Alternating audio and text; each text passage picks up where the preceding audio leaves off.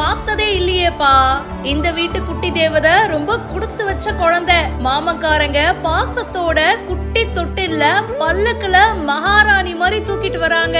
வீட்டுல ஒரு குட்டி இளவரசி பிறந்தாங்க அப்படின்னா அந்த வீடே பாத்தீங்கன்னா சும்மா கலகலன்னு மாறிடுங்க.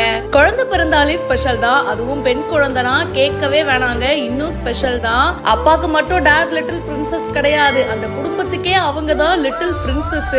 அந்த வரிசையில இந்த குடும்பத்துக்கு ஒரு பெண் வாரிசு பிறந்திருக்கு. அந்த குழந்தைக்கு பேர் வைக்கிற ஃபங்க்ஷன் தாங்க இது. அதுவும் சும்மா இல்லங்க, சும்மா தாய் மாமனுங்கெல்லாம் ஒன்னா சேர்ந்து அசத்திட்டாங்க.